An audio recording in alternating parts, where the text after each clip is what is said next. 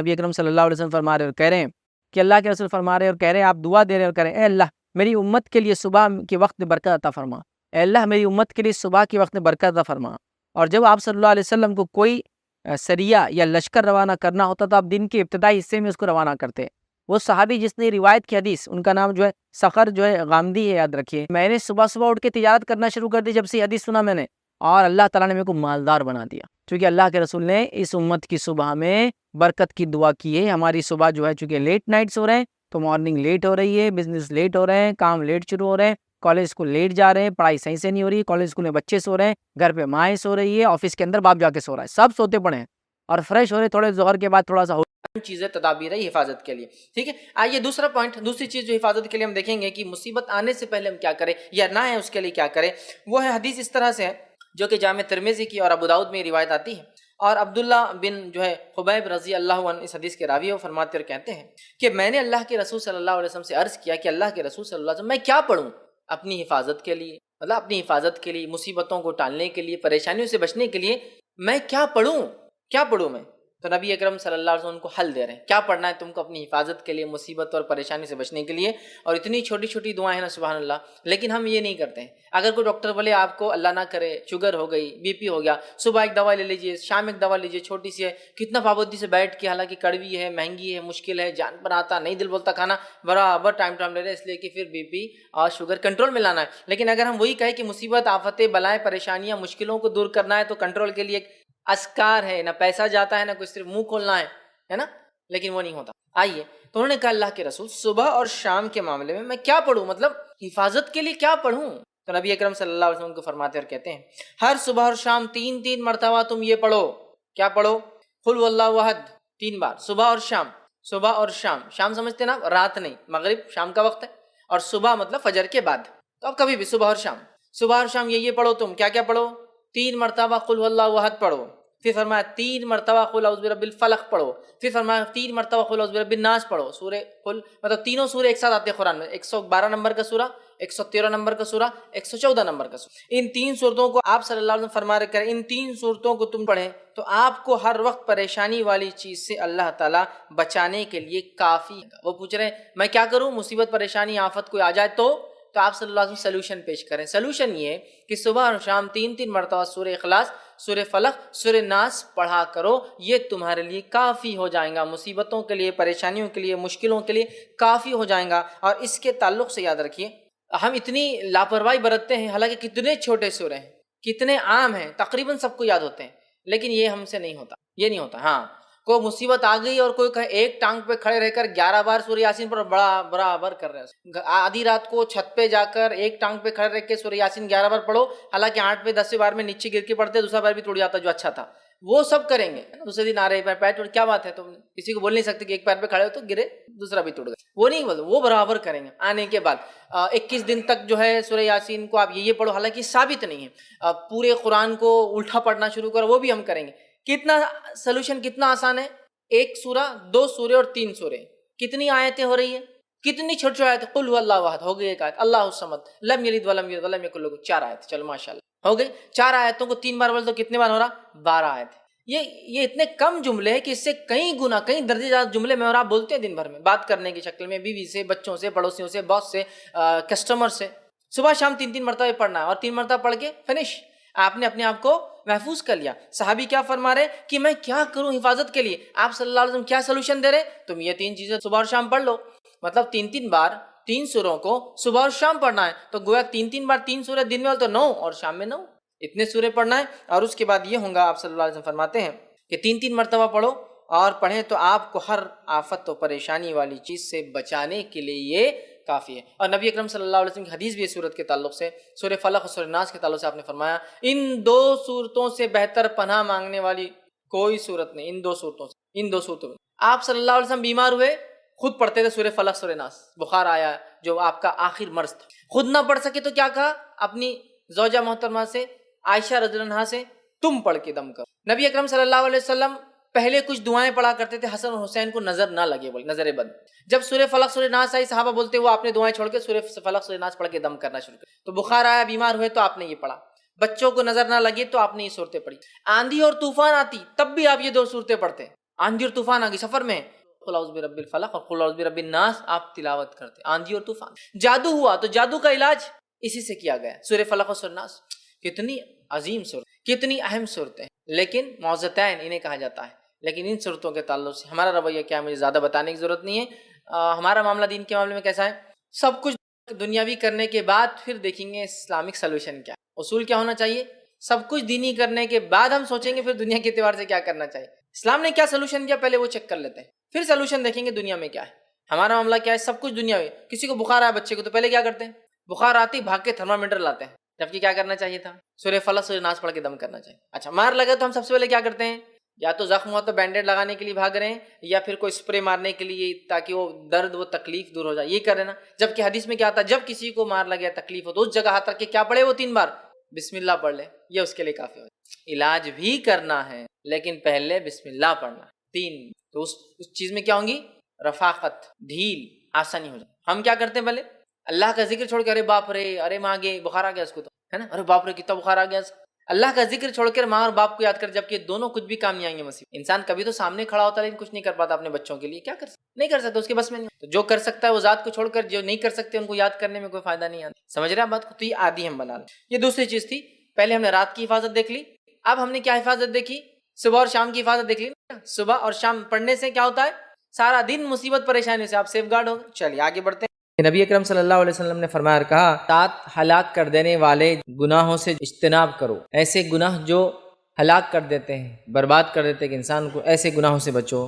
پھر آپ نے پہلا فرمایا اور کہا اللہ کے ساتھ شرک کرنا، دوسرا فرمایا اور سحر جادو کا کرنا، پھر تیسرا فرمایا کسی نفس کو بغیر اس کے حق کے قتل کرنا، مطلب جس قتل کرنا اللہ نے حرام کیا اس کو قتل کرنا، چوتھا فرمایا کہ ربا سود کا کھانا، پانچواں فرمایا کہ یتیم کے مال کو کھانا، چھٹا فرمایا کہ اس دن پیٹ پھیر کر جانا جب مسلمانوں اور کافروں کے بیچ میں جنگ ہو، پیٹ پھیر کے جانا مطلب جنگ کے میدان میں پیٹ پھیر کر بھاگنا، اور ساتواں فرمایا کہ پاک دامن بدکاری سے بے خبر بھولی بھالی مومنہ عورتوں پر بدکاری کا الزام لگانا۔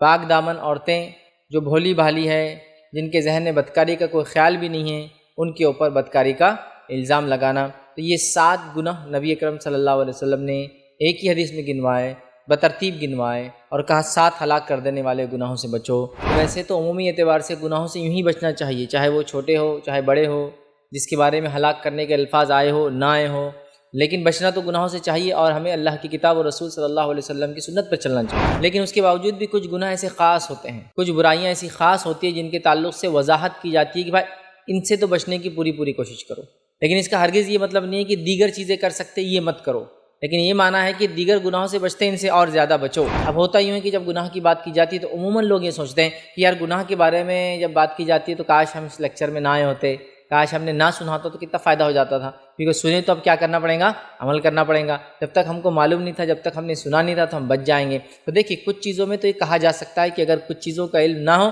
تو انسان بچ سکتا ہے، کچھ چیزوں میں، ہر چیز میں نہیں، لیکن کچھ چیزیں تو ایسی ہیں جو بالکل واضح ہوتی ہیں۔ یہ تو وہ چیزیں ہیں کہ جب آپ نے کسی چیز کو قبول کیا، کسی چیز کو ذمہ داری اٹھا لی، تو اس کے بعد کی پوری ذمہ داری آپ پر خود بخود عائد ہو جاتی ہے، لگ جاتی ہے، لاگو ہو جاتی ہے۔ اس کو سمجھنا، ان ذمہ داریوں کو پڑھنا، جاننا اور عمل کرنا میرا اور آپ کا ذمہ ہے۔ تو یہ ایسی چیز نہیں ہے جو گناہ میں آج آپ کے سامنے رکھ رہا ہوں، یہ وہ گناہ یاد رکھیے جن کا معلوم کرنا میرے اور آپ کے لیے واجب اور فرض ہے، یاد رکھیے۔ یہ وہ چیزیں جو اسلام کی نفی کر دیتی، اس میں سے بہت ساری چیزیں یاد رکھیے۔ تو یہ جاننا میرے اور آپ کے لیے ضروری ہے۔ تو یہ ایسا نہیں ہے کہ معلوم ہو گیا تو اب ہماری پکڑ ہوگی، نہیں معلوم ہوا تو ہم بچ جائیں گے، یہ سوچ بہت غلط ہے، یاد رکھیے۔ لیکن بچنا تو گناہوں سے چاہیے، اور ہمیں اللہ کی کتاب اور رسول صلی اللہ علیہ وسلم کی سنت پر چلنا چاہیے۔ لیکن اس کے باوجود بھی کچھ گناہ ایسے خاص ہوتے ہیں، کچھ اعمال ایسے خاص ہوتے ہیں، کچھ برائیاں ایسی خاص ہوتی ہیں جن کے تعلق سے وضاحت کی جاتی ہے کہ بھائی ان سے تو بچنے کی پوری کوشش کرو، لیکن اس کا ہرگز یہ مطلب نہیں ہے کہ دیگر چیزیں کر سکتے یہ مت کرو، لیکن یہ معنی ہے کہ دیگر گناہوں سے بچتے ان سے اور زیادہ بچو، ٹھیک ہے۔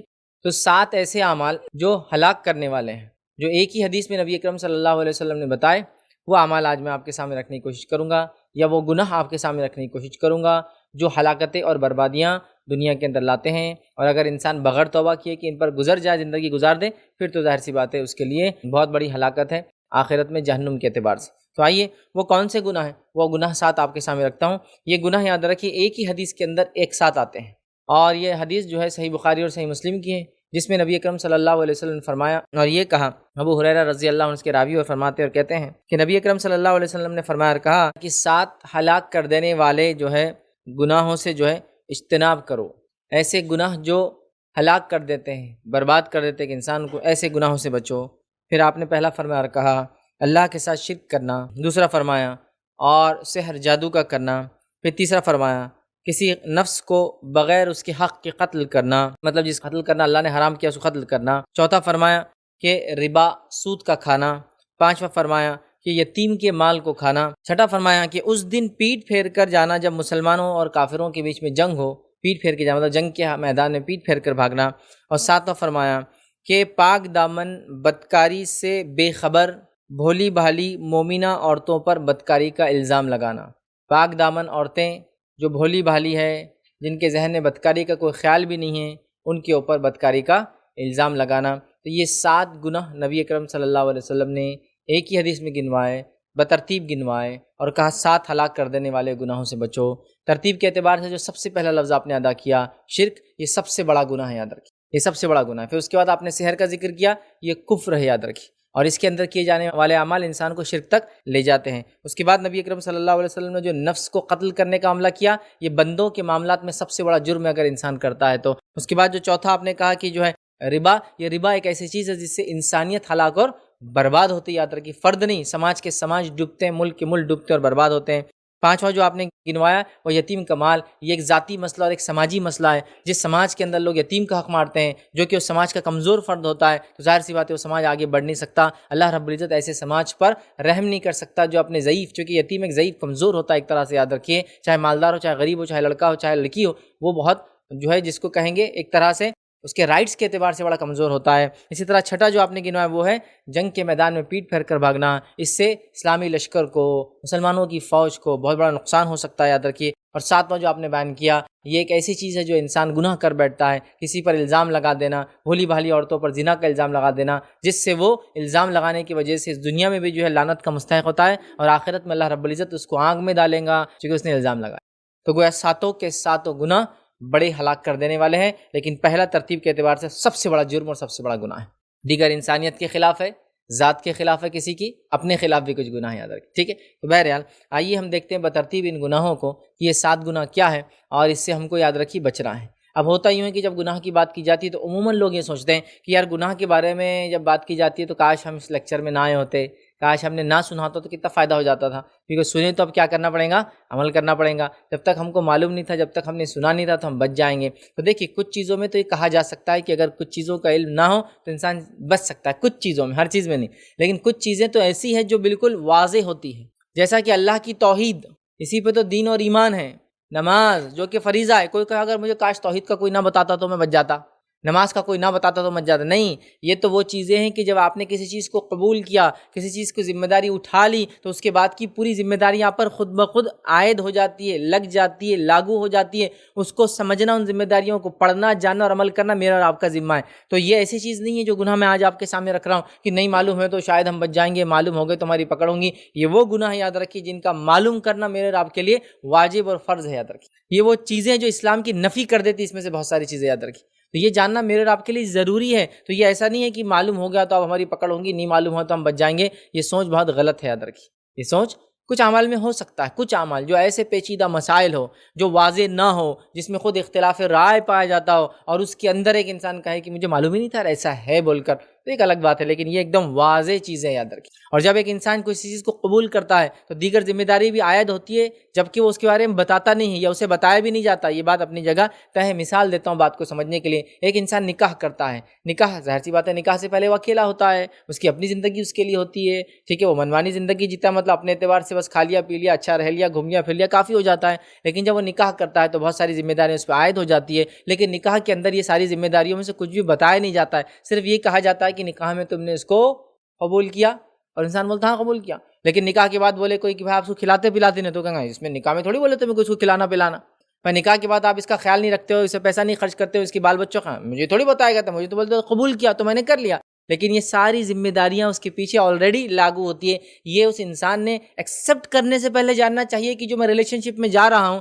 جو رشتہ میرا بن رہا ہے، اس پہ کیا کیا ذمہ داریاں مجھ پر عائد ہوتی ہے۔ تو جب میں نے اسلام کی بات کی، جب میں نے مسلمان ہونے کی بات کی، جب میں نے یہ دعویٰ کیا کہ میں مسلمان ہوں، تو کچھ باتیں تو مجھ پر فریضہ ہے کہ میں اس کو خود جانوں۔ تو انہی میں سے یہ باتیں ہیں۔ تو انسان نامعلوم ہونے سے بچنے والی چیزیں نہیں یاد رکھیے، یہ وہ چیزیں جس کے کرنے سے پہلے معلوم کرنا ان چیزوں کو ضروری ہے، یاد رکھیے، ٹھیک ہے۔ چلیے آگے بڑھتے ہیں، اور وہ گناہ کیا ہے دیکھتے ہیں ایک کے بعد ایک، جس میں نبی اکرم صلی اللہ علیہ وسلم فرمایا 7 ہلاک کر دینے والے اعمال سے، یا 7 ہلاک کر دینے والے گناہوں سے بچو، اور پہلا گناہ بیان کیا وہ ہے شرک۔ آئیے شرک کے بارے میں کچھ باتیں میں آپ کے سامنے رکھتا ہوں۔ شرک یاد رکھیے یہ توحید کا الٹ ہے۔ توحید مطلب ایک اللہ کو ماننا، اسی کو اپنا رب ماننا، خالق، مالک، رازق اور زندگی دینے والا اور موت دینے والا، اس کو ماننا، اس کے اسماء اور صفات، اس کے اسماء الحسنہ، اس کے بہترین خوبصورت ناموں پر ایمان لانا، اس کے صفات پر ایمان لانا، اس کے رب ہونے پر ایمان لانا، یاد رکھیے یہ تمام چیزیں یاد رکھیے، اس کو توحید کہتے ہیں، یاد رکھیے۔ اب میں اکیڈمیکلی نہیں جا رہا ہوں ان چیزوں کے اندر، بس ایک رفلی ایک چیزوں کو موٹے موٹے انداز سے سمجھانے کی کوشش کر رہا ہوں، ٹھیک ہے۔ تو یہ ہوتا ہے توحید، مطلب ایک اللہ کو ماننا اور سب کچھ اسی کی طرف سے ہے، اس چیز کو ماننا اسی نے پیدا کیا، وہی موت دینے والا ہے، وہی رزق دینے والا ہے، وہی اولاد دینے والا ہے، مشکل کشا وہی ہے، داتا وہی ہے، گنج بخش وہی ہے، حاجت روائی وہی کرتا ہے، دستگیری وہی کرتا ہے۔ یہ تمام چیزوں پہ ہم کو ایمان لانا ہے، یہ ہے توحید۔ اور یہی توحید کے لیے یاد رکھیے صحابہ نے ابتدائی دور میں، بعد کے دور میں سلف صالحین نے، تابعین، تبع تابعین اور دیگر لوگوں نے اپنی جانیں دی، مال لٹایا، عزتیں لٹائی، صرف دین کے لیے، یاد رکھیے، صرف اس کے لیے، توحید کے لیے۔ آئیے توحید، بہت سے لوگ بولتے ہیں یار یہ اجنبی چیز ہے، یہ توحید کہاں آتا ہے، ایک اللہ کو ماننا سمجھ میں آتا ہے، توحید کہاں آتا ہے، ایسا سوال کرتے ہیں۔ تو آئیے میں آپ کو ایک واقعہ سناتا ہوں کہ بلال رضی اللہ عنہ کو جب ان کا مالک جو تھا، یہ غلام تھے اس کے، وہ ان کے سینے پر پتھر رکھ دیتا اور گرم تپتی ہوئی ریت پر لٹا دیتا، تو وہ کیا الفاظ ادا کرتے اس وقت؟ سیرت کی کتابوں میں آتا ہے، وہ کہتے احد احد، میں ان 360 کو نہیں مانتا ہوں مشرکوں جو تم نے بت بنا لیے، احد میں ایک کو مانتا ہوں، اور وہ احد سے ہی توحید لفظ آتا ہے، سمجھے آپ بات؟ تو توحید کوئی نئی چیز نہیں ہے، یہ الگ بات ہے کہ ہم کو اس کا علم نہیں، یا ہم کو بتایا نہیں گیا، یا ہم نے یہ سمجھ لیا کہ چونکہ ہم مسلم پیدا ہوئے ہیں تو مسلمان پیدا ہونے کی وجہ سے ہماری توحید تو پوری کی پوری پکی ہی ہے، ہم لوگ کبھی شرک کر ہی نہیں سکتے، اور ایک مسلمان مشرک ہو ہی نہیں سکتا، یہ لوگ دعوے کرتے ہیں، لیکن یہ دعوے کھوکھلے ہیں، یہ دعوے جھوٹے ہیں۔ میں بہت زیادہ دلائل کے اس میں نہیں جاؤں گا، ٹھیک ہے، دلائل کے اس میں نہیں جاؤں گا، بس 1-2 باتیں سوال کرتا ہوں۔ کیا اللہ رب العزت کے لیے ایک عمل کرنے والے کے لیے 2 اجر ہو سکتے ہیں، یا ایک ہی عمل کرنے والے کے لیے 2 صلہ ہو سکتا ہے، یا ایک ہی کام کرنے والے کے لیے 2 معاملات ہو سکتے ہیں، یا ایک ہی گناہ کرنے والے کے لیے 2 اصول یا 2 طریقے ہو سکتے ہیں کہ اس کو یہ سزا دو چونکہ یہ مسلمان ہے اور یہ مشرک ہے اس کو یہ سزا دو؟ نہیں، اللہ رب العزت کے پاس کسی ایک عمل کو کرنے کی بنیاد پر ایک ہی جزا ہے، تو پھر ایک ہی سزا ہے۔ تو اگر مشرکین مکہ کوئی عمل کرے جس کے نتیجے میں وہ جہنم ہو اور وہ مشرک کہلائے، تو ظاہر سی بات ہے وہی عمل کو مسلم کرے تو بھی وہ ایسے ہی ہوگا۔ ایسا ہو نہیں سکتا کہ نہیں مشرکین مکہ کے لیے تھا کہ بت پرستی نہیں کرنا، ہم لوگ بت پرستی کر سکتے۔ وہ ابراہیم علیہ السلام کی قوم کے لیے تھا کہ ستاروں میں یہ سمجھنا کہ کچھ تاثیر ہے، ہمارے لیے مسئلہ نہیں، ہم وہ تاثیر کو سمجھ سکتے ہیں۔ وہ فلاں قوم کے لیے تھا فلاں چیز کا کرنا، ہم لوگوں کے لیے وہ چیز نہیں ہے، سمجھ رہے؟ وہ فلاں قوم کے لیے ناپ تول میں کمی بیشی کرنے سے عذاب آیا، وہ ہمارے لیے مسئلہ نہیں، ہم لوگ ناپ تول میں کر سکتے کیونکہ ہم مسلمان ہیں نا، وہ لوگ کافر تھے اس لیے ان پر عذاب آیا۔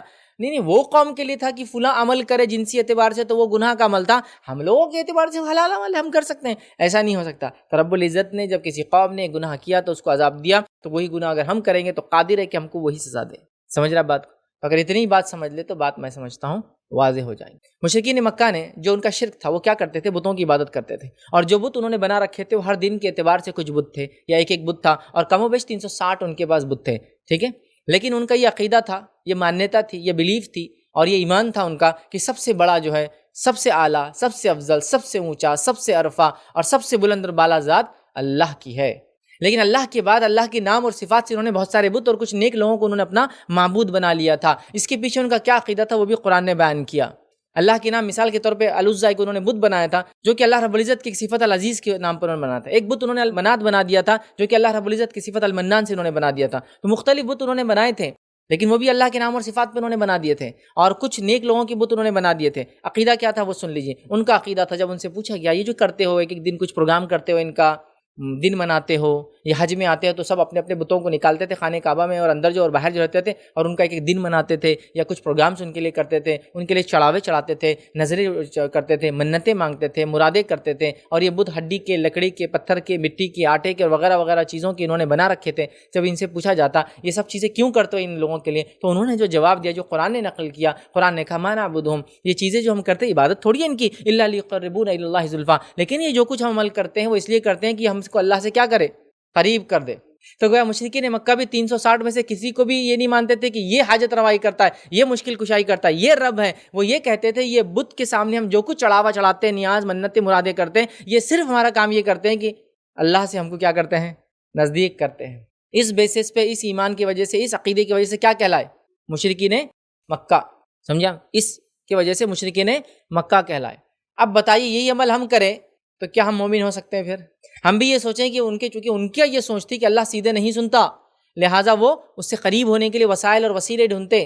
ہم بھی آج کل یہ کہہ رہے ہیں کہ اللہ سیدھے نہیں سنتا، اس سے قریب ہونے کے لیے ہم کو وسیلے چاہیے۔ وہی ایگزیکٹ الفاظ ما نعبدہم، ہم ان کی عبادت نہیں کرتے الا لیقربونا الی اللہ زلفیٰ، بس یہ تو اس لیے کرتے ہیں کہ اللہ سے ہم کو یہ قریب کر دے۔ ہم لوگ اس لیے دعا سیدھے نہیں مانگتے کہ اللہ سیدھے نہیں سنتا، اس لیے ہم بیچ میں ان کو رکھتے ہیں۔ ہم لوگ ان کے ذریعے اولاد مانگتے ہیں اللہ تعالیٰ سے، ان کے ذریعے اس لیے مانگتے ہیں کہ اللہ سے قریب تھے تو ہم کو نزدیک کر دیں گے۔ ہم حاجت روائی تو اللہ سے کرواتے ہیں، لیکن ان سے اس لیے مانگتے ہیں کہ یہ اللہ کے قریب تھے تو یہ ہم کو ان سے نزدیک کر دیں گے۔ بھائی بات تو وہی ہوئی، اصول تو وہی ہوا، معاملہ تو وہی ہوا۔ پھر اللہ تعالیٰ کے معاملے میں وہ عقیدہ رکھ کے مشرکین کیوں جہنم میں جائیں گے اور ہم کیوں جنت میں جائیں گے؟ نعوذ باللہ، اللہ تعالیٰ نا انصافی تو نہیں کر سکتا لوگوں کی۔ بہت سخت جرم ہے، یاد رکھے، شرک اتنا سخت جرم ہے کہ جس کی موت اس پر ہو جائے، یاد رکھیے، وہ کبھی جنت میں نہیں۔ نبی اکرم صلی اللہ علیہ وسلم نے فرمایا کہ اللہ رب العزت کے سامنے اللہ کے رسول صلی اللہ علیہ وسلم سفارش کریں گے، جو کہ اللہ کے حکم سے، اور اللہ جن جن کی چاہیں گا ان کی سفارش کرتے رہیں گے، اور الگ الگ فیزز میں، ایک ساتھ نہیں ہوں گی سفارش، الگ الگ سجدہ کریں گے، دعا پڑھیں گے، پھر اللہ کہیں گے اٹھو محمد صلی اللہ علیہ وسلم دعا کرو، قبول کیے جاؤں گے، پھر سجدے میں جائیں گے، پھر کچھ لوگ جائیں گے، پھر کچھ لوگ جائیں گے، آخر میں محمد صلی اللہ علیہ وسلم کو بتایا جائے گا کہ اب جہنم میں صرف مشرک اور کافر بچے ہیں۔ ابراہیم علیہ السلام جب ضد کریں گے اللہ تعالیٰ سے کہ ایک دعا میری باقی تھی میرے والد کے تعلق سے، آپ اس کو قبول کیجئے، تو اللہ بیان کریں گے اے ابراہیم، کیا تو نہیں جانتا کہ ہم نے مشرک اور کافر پہ جنت کو حرام کر، جو اس پہ مر گیا ہمیشہ کی جہنم میں جائے، وہ انسانیت میں سے چاہے جو بھی ہو۔ یہ ہمارا بلیف اور عقیدہ، یہ ہمارا ایمان، توحید، صحیح ایمان کے مطابق دنیا سے گزرنا اور جانا کنڈیشن ہے۔ بہرحال اللہ رب العزت نے قرآن فرما کہا، دیکھیے ان اللہ لا یغفر ان یشرک بہ ویغفر ما دون ذلک لمن یشاء، اللہ تعالیٰ چاہے تو دیگر گناہوں کو معاف کریں گا، لیکن اللہ تعالیٰ شرک کو کبھی معاف نہیں کرتا۔ ان اللہ لا یغفر ان یشرک بہ، اللہ اپنے ساتھ شریک ٹھہرا جانے والوں کو یا کوئی کسی کے ساتھ شریک کرے اس کو معاف نہیں کرتا۔ لا یغفر، اللہ کی اس کی صفت ہے غفار، لیکن وہ معاف نہیں کرتا ان کو جو شرک کرتے ہیں، ٹھیک۔ ویغفر ما دون ذلک لمن، ہاں اس کے علاوہ گناہ چاہے تو معاف کر دے گا، یہ معاف نہیں کرتا اللہ تعالیٰ۔ دوسری جگہ اللہ رب العزت نے فرمایا رکھا انہ من یشرک باللہ فقد حرم اللہ علیہ الجنۃ ومأواہ النار، جس نے اللہ کے ساتھ شریک ٹھہرا تو انہ من یشرک باللہ، جس نے اللہ کے ساتھ شرک کیا تو اللہ رب العزت فرما رہا فقد حرم اللہ علیہ الجنہ، اللہ نے اس کے لیے جنت کو حرام قرار دیا، ومأواہ النار، اس کا ٹھکانہ جہنم کی آگ ہے، وما للظالمین من انصار، اور ایسے ظالموں کو مددگار نہیں ملیں گا چونکہ انہوں نے اپنے نفس پہ ظلم کیا۔ اور قرآن کا اگر آپ پورا مطالعہ کریں تو جہنمیوں میں سے کوئی ایک بھی کمپلین نہیں کریں گے اللہ کے خلاف اس معاملے میں کہ ہم پہ ظلم ہوا، ہم کو آپ نے جہنم میں ڈالا شرک کی وجہ سے، سب مانیں گے ہاں خطا تو ہوئی، غلطی تو ہوئی، سمجھ رہے آپ بات کو؟ تو بہرحال سب سے پہلا کام یہ کرنا ہے اپنے آپ کو اور اپنی نسلوں کو توحید پر رکھنا ہے، شرک کی لعنت سے اپنے آپ کو ہم بچانا ہے۔ شرک ایک لعنت ہے اس دنیا میں، شرک ایک لعنت ہے یاد رکھیے آخرت میں، شرک دنیا کے اندر تباہی اور بربادی کا باعث بنتا ہے، اور شرک آخرت میں جہنم جانے کی وجہ بنے گا۔ تو بہت سنگین جرم ہے، تفصیلات کا موقع نہیں ہے، ورنہ اس پر میں نے کافی لیکچرز پہلے دے چکا ہوں، شرک کی حقیقت، توحید کا بیان، کیا یہ بھی شرک ہے، یہ تمام چیزیں آپ دیکھیں، تفصیلات انشاءاللہ اس میں ملیں گی۔ چلیے آئیے آگے بڑھتے ہیں۔ دوسرا جو گناہ ہے جو اس حدیث میں گنوایا گیا تھا وہ تھا السحر، کہ جادو، جادو کا عربی زبان میں سحر کہتے ہیں، یاد رکھیں۔ سحر چونکہ اس کو اس لیے کہا جاتا ہے کہ سحر کا معنی ہوتا ہے ایسی چیز جو چھپی ہوئی ہو، اسی لیے ہم لوگ رات کو اٹھتے ہیں اور جو رمضانوں کی راتوں میں اٹھ کر کھانا کھاتے ہیں اس کو بھی سحور یا سحر عام زبان میں بولتے ہیں، کیونکہ وہ بھی ایسے وقت کھاتے ہیں جب لوگ ہم کو دیکھ نہیں سکتے، اندھیرا ہوتا ہے، یاد رکھیں، یا آپ باہر دیکھیں تو کوئی دکھتا نہیں آپ کو، اندھیرا ہوتا ہے۔ سحر کا معنی ہوتا ہے ڈھکا ہوا، چھپا ہوا، ٹھیک ہے۔ تو سحر یاد رکھیے جس کو جادو کہتے ہیں، اردو زبان کے اندر بہت کامن لفظ استعمال ہوتا ہے، ٹھیک ہے۔ جادو کہیے، شبد بازی کہیے، کہانت کہیے، کئی ناموں سے، یا کہیں اس کے شعبے ہو سکتے ہیں، ہر شعبے کا الگ ماہر الگ نام سے بہرحال پکارا جاتا ہے، ٹھیک ہے۔ تو جادو کا کرنا، کرانا، سیکھنا سکھانا، یاد رکھیے، اس کو استعمال کرنا، اس کے اندر سپورٹ کرنا، اس میں جانا، ان لوگوں سے ملنا کرنا، یہ تمام چیزیں اتنا زبردست جرم ہے کہ خالی جادوگروں کے پاس جانا، عرافوں کے پاس جانا، کاہنوں کے پاس جانا اور سوال کرنا 40 دن کی نماز آپ کی خراب کر دیتا ہے۔ اگر جا کر سوال کیا اور سوال پر ایمان لائے، مطلب یہ عقیدہ رکھا ہاں جواب صحیح تھا، تو گویا اس نے اس چیز کا انکار کیا جو محمد صلی اللہ علیہ وسلم نازل ہوئی، مطلب کفر کر بیٹھے۔ اور اس کے علاوہ اگر اس کے اندر جو اعمال ہوتے ہیں دیگر جن سے جن اور شیاطین کو خوش کیا جاتا ہے وہ کر بیٹھے تو شرک تک پہنچ جاتے ہیں۔ تو یہ کچھ نہیں تو 40 دن کی نماز تو برابر برباد کرتا ہے۔ دوسرا کام کرتا ہے کہ آپ کو کافر بنا دیتا ہے، اور تیسرا کام یہ کرتا ہے کہ آپ کو شرک تک لے جاتا ہے۔ تو یہ بہت ہی ڈینجرس چیز ہے، یاد رکھیے، جادو اور سحر بہت ڈینجرس چیز ہے، اور اس کا کرنا کرانا سیکھنا سکھانا سب کیا ہے؟ کفر ہے، یاد رکھیے، کفر ہے، یاد رکھیے۔ اب بہرحال جادو کیا ہوتا ہے، بس مختصر 2-3 اقوال میں لوگوں کے رکھتا ہوں، پورے نہیں، میں شارٹ چونکہ وقت نہیں، چونکہ کئی چیزیں ہم کو لینا ہے۔ پہلی چیز یاد رکھیں، شیاطین کا تقرب حاصل کرنے کے لیے، ان کو خوش کرنے کے لیے لوگ کچھ اعمال کرتے ہیں، شرک کرتے ہیں، کفر کرتے ہیں، دیگر اعمال کرتے ہیں جن سے وہ خوش ہو جاتے ہیں اور ان کی مدد لی جاتی ہے۔ یہ جادو ہے، شیاطین کو خوش کرنا کفر اور شرک کر کے، جس سے وہ ان کی مدد کرتے ہیں، جس کو کہیں گے کمپنسیشن، اس کے بدلے میں، اس کے بدال میں، ٹھیک ہے۔ اسی طرح جو ہے وہ چیز جس کو حقیقت سے پھیر دیا جاتا ہے اس کو بھی سحر کہا جاتا ہے، مطلب کسی چیز کو اس کی حقیقت سے پھیر دینا، جس کی مثال یہ ہے کہ موسیٰ علیہ السلام کے زمانے میں فرعون کے سامنے جادوگروں نے بھی رسیاں ڈالی، وہ کیا نظر آئی سب کو؟ سانپ۔ فرعون کو بھی سانپ نظر آئی، جادوگروں کو تو رسیاں نظر آئی تھی، چونکہ وہ تو جانتے تھے کیا جادو ہے۔ اور موسیٰ علیہ السلام اور ہارون علیہ السلام کو بھی کیا نظر آئی؟ وہ سانپ۔ موسیٰ علیہ السلام گھبرا گئے تھے اس کو، ٹھیک۔ اور جو لوگ بیٹھے تھے وہاں دیکھنے آئے تھے ان کو بھی کیا نظر آئی؟ وہ سانپ۔ تو یہ وہ حقیقت سے چیزوں کو بدل دینا۔ لیکن جب موسیٰ علیہ السلام نے عصا ڈالا تو کیا ہوا؟ موسیٰ علیہ السلام کو کیا دکھ رہا تھا؟ وہ سانپ۔ ہارون علیہ السلام کو کیا دکھاؤ؟ سانپ۔ فرعون کو کیا دکھاؤ؟ سانپ۔ لوگوں کو کیا دکھاؤ؟ سانپ۔ جادوگروں کو کیا دکھاؤ؟ سانپ، چونکہ وہ معجزہ تھا۔ جبکہ پہلے کیس میں جادوگروں کو رسیاں ہی دکھ رہی تھی، باقی سب کو سانپ دکھ رہی تھی۔ اسی لیے جادوگر ایک ہی چیز دیکھ کر کیا کیے؟ ایمان لائے اور کہا قالوا آمنا برب العالمین، ہم رب العالمین پر ایمان لائے، رب موسیٰ و ہارون، ہارون اور موسیٰ کے رب پر ایمان۔ ایک ہی جھٹکے فرعون نے کیا کیا؟ ان کو سزائیں دی، جان سے مار دیا، ہاتھ اور پیر اپوزٹ جانب سے کاٹ دیے، لیکن ایمان سے پیچھے نہیں ہٹے۔ وہ اتنا پختہ ایمان کیسا پیدا ہوا کہ تو وہ دیکھ لیا سحر سے چیزوں کی حقیقت کو نہیں بدلا جا سکتا، لیکن اس کو سمجھے نا دکھایا جا سکتا چینج کر، تو چیزوں کو تبدیل کر کے دکھانا یہ بھی ایک معنی ہے۔ اسی طرح سحر کا اگر خلاصہ ہم کریں تو خلاصہ یہ ہوگا کہ جادوگر اور شیاطین کے درمیان ہونے والے معاہدے کا نام ہے، جس کی بنا پر جادوگر جو ہے حرام یا شرکی کام کا ارتکاب کرتا ہے اور شیاطین کو خوش کرتا ہے اور ان سے مدد حاصل، ٹھیک ہے۔ اب یہ ٹرکس کے ذریعے بھی، جادو کی ایک قسم ٹرکس بھی ہے، لیکن ظاہر سی بات ہے وہ جادو میں کاؤنٹ نہیں ہوں گے، ٹرکس کا کرنا، اور نا انگوٹھے کو یوں کر دیا، کچھ تو یوں کرتا انگوٹھا غائب دکھ رہا، لیکن وہ ٹرکس ہے، ریالٹی نہیں ہے، ٹرکس ہے۔ لیکن جادوگری ایک بہت الگ چیز ہوتی ہے، ٹھیک۔ بہرحال تو جادوگری کرنا، اب اس میں ہوتا کیا ہے کہ جادوگر کفر اور شرک کرتا ہے، یاد رکھیے یہ سب سے خطرناک چیز ہے جادو کے اندر، جادوگر کفر اور شرک کرتا ہے، اور جو جادوگری کرتا ہے، جادو کرواتا ہے، جادوگروں پر ایمان لاتا ہے، مطلب اس کی بات کی تصدیق کرتا ہے، اس کی کل ہونے والی باتوں کی تصدیق کرتا ہے، وہ آدمی در حقیقت کفر کرتا ہے اس چیز سے جو محمد صلی اللہ علیہ وسلم پہ نازل ہوئی، چونکہ آپ صلی اللہ علیہ وسلم فرمایا جو کسی کاہن یا عراف کے پاس جائے اور اس سے کوئی سوال کرے اس کی 40 دن کی نماز قبول نہیں ہوتی، اور جو کسی کاہن اور عراف کے پاس جائے اس سے سوال کرے اور اس کی بات کو مان لے جو اس نے کہا ہے، اس نے اس چیز کا انکار کیا جو محمد صلی اللہ علیہ وسلم پہ نازل ہوئی اور محمد صلی اللہ علیہ وسلم پہ کتاب اور سنت، قرآن اور حدیث نازل ہوئی، وہ منکر شریعت ہو جاتا ہے، وہ منکر شریعت ہو جاتا ہے۔ اب یہ جادوگر وغیرہ تو میں نے کیسا بتایا، نظر بندی کر کے آپ کی چیزوں کی حیت اور چیزوں کی کیفیت کو بدل دیتے ہیں شیاطین کی مدد لے کر۔ اس کے علاوہ یہ جو شعبدے باز ہوتے ہیں جو کل کی ہونے کا دعویٰ کرتے ہیں، کل کیا ہونے والا بتانے کی کوشش کرتے ہیں، تو یاد رکھیے جو ہو چکا ہے وہ غائب نہیں ہے، تو جادوگر غائب بتانے کا دعویٰ کرتا ہے، اور غائب وہی چیز ہوں گی جو ہونے والی ہیں، جو اب تک ہوئی نہیں ہے، تو جو ہو گیا، تو جو جادوگر جو ہو گئی چیزیں بتاتے ہیں وہ سب تو ظاہر سی بات ہے واضح چیزیں، اور وہ کیسے بتاتے ہیں آپ کو بس مختصر وقت زیادہ نہیں ہے، ورنہ اس پہ میرے بہت تفصیلی جادو کی اقسام، جن اور شیاطین کی حقیقت، جادو کی حقیقت اور اس کا علاج، بہت ڈیٹیل لمبے، بلکہ میں سمجھتا ہوں میرے لیکچرز کا میں سب سے لمبا لیکچرز اسی ٹاپک پر ہے، تقریباً 2 گھنٹے 45 منٹ، 2 گھنٹے 40 منٹ، 2 گھنٹے 50 منٹ تک کے میرے لیکچرز ہیں، 4 سے 5 بڑے آپ دیکھیے اس کے تفصیل میں، اتنی تفصیل میں نہیں جاؤں، لیکن مختصر سے ہوتا یہ کہ ہر انسان جب پیدا ہوتا ہے تو شیطان کے اندر سے ایک شیطان پیدا ہوتا ہے، شیطان اس پیدا ہوئے شیطان کو ہمارے ساتھ لگا دیتا ہے، جو ساری زندگی میرے اور آپ کے ساتھ رہتا ہے، اس کو بولتے ہیں قارین، ہمزاد ہوتا یہ ہے کہ وہ میرے ساتھ بھی ہوتا ہے، آپ کے ساتھ بھی ہوتا ہے۔ اب وہ جادوگر جو ہوتا ہے وہ اپنے ہمزاد کو یا دیگر شیاطین کو خوش کر دیتا ہے، کفر کر کے، خوش کرنے کے بعد وہ کیا کرتا ہے، جب اس کے پاس کوئی شخص جا کر بیٹھتا ہے، ٹھیک ہے، تو وہ اپنے ہمزاد یا شیطان کو بولتا ہے اس کے شیطان سے بات کر، اور میرے ہمزاد کو یا میرے شیطان کو وہ تمام چیزیں معلوم ہوتی جو میرے ساتھ زندگی میں ہوئی ہے، اس لیے میں نے کہا جو ہو چکا ہے وہ غائب میں نہیں کاؤنٹ ہوتا ہے کبھی بھی، کیونکہ وہ تو ہو چکا ہے۔ سمجھ رہا؟ تو پھر وہ کیا کرتا ہے، پچھلی باتیں بتانا شروع کر دیتا ہے. آپ سمجھ گئے؟ اب یہ تو پچھلا، اگلا کیسے بتا پاتا ہے، فیوچر کیسے بتا پاتا ہے، جس کے تعلق سے سوال کیا تھا کہ اللہ کے رسول یہ جو کچھ لوگ ہوتے ہیں جو کل کی بات بتانے کی کوشش کرتے ہیں، غائب کی بات، جو ہونے والی باتیں بتانے کی کوشش کرتے ہیں، اور کچھ باتیں اس میں سے صحیح بھی ہوتی ہیں. تب نبی اکرم صلی اللہ علیہ وسلم نے فرمایا کہ ہوتا یوں ہے کہ یہ جو کاہن ہوتا ہے، اس کا ایک جو ہے شیطان ہوتا ہے، یا اس کا جو قارین ہوتا ہے، وہ جو ہے ایک ان کے جو ہے لیولز ہوتے ہیں الگ الگ، اوپر اوپر اوپر اوپر ایسے شیطان ہوتے ہیں. تو ہوتا ہے کہ ان کو پہلے آسمان تک جانے کی چھوٹ ہے.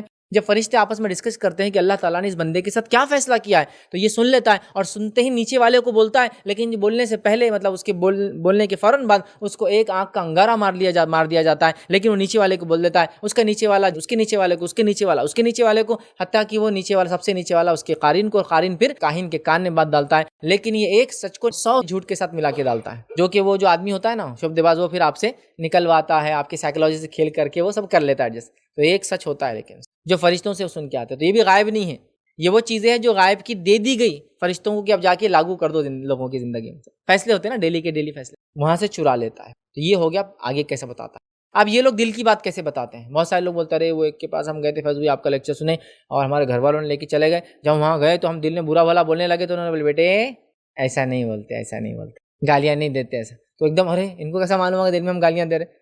یہ بھی ہوتا ہے لوگ، اور بچے پریشان ہو جاتے ہیں، نوجوان وہ ہو جاتے ہیں، اور چونکہ شبد باز یہی کرتے ہیں. تو آئیے یہ کیسا ہوتا ہے وہ بھی آپ کو بتا دیتا ہوں. حدیث کے اندر واضح الفاظ ہے کہ شیطان انسانی جسم میں خون کی طرح دوڑتا ہے. اب کیا ہوا، ایک واقعہ سن لیجیے نبی اکرم صلی اللہ علیہ وسلم کے زمانے کا. آپ صلی اللہ علیہ وسلم کے زمانے میں ایک یہودی بچہ تھا جس کا نام ابن سیاد تھا. ابن سیاد کے تعلق سے کچھ لوگوں نے یہ سوچا تھا، اور کچھ صحابہ کی قول موجود ہے کہ انہوں نے کہا کہ یہ بھی دجال ہے، یا پھر دجال جو 30 آنے والے قیامت تک جو سب سے بڑا 30واں ہوں گا، تو یہ 1 سے 29 کے بیچ میں سے کوئی ایک دجال تھا. ٹھیک. تو اس طرح کا صحابہ میں سے کچھ صحابہ کا اس معاملے میں اقوال موجود ہے. نبی اکرم صلی اللہ علیہ وسلم نکلے، اور آپ جہاں وہ سو رہا تھا، وہ جھاڑوں کے بیچ میں سو رہا تھا، چپتے چپتے جانے لگے. ایک جھاڑ کے پیچھے چھپ جا رہے تھے اب کھجور کے، پھر دوسرے جھاڑ کے، تاکہ نزدیک پہنچے، تاکہ دجال ہوں گا تو اچانک سامنے نہ جائے. اس کی ماں نے دیکھ لیا اور کہا کہ اے ابن سیاد جو ہے، محمد جو ہے تیرا پیچھا کر رہے ہیں. پھر اللہ کے رسول صلی اللہ علیہ وسلم کے پاس گئے، اور کافی لمبا مکالمہ ہے، وقت نہیں مجھے کیا کیا ان کا ڈسکشن ہوا. لیکن اس کے بعد اللہ کے رسول صلی اللہ علیہ وسلم نے آخر میں سے ایک سوال کیا، میرے دل میں کیا ہے، اور اس نے کہا الدخ. نبی اکرم صلی اللہ علیہ وسلم پر یہ واقعے سے کچھ دیر پہلے سورہ دخان کی کچھ آیتیں نازل ہوئی تھی. نبی اکرم صلی اللہ علیہ وسلم نے یہ بات کس کو بھی نہیں بتائی تھی، یہ بات صرف آپ کے پاس تھی. لیکن وہ پوری بات کو وہ بھی نہیں بتا پایا. اس نے دخان نہیں کہا، دخ، کچھ نہ کچھ قریب پہنچا اس کی.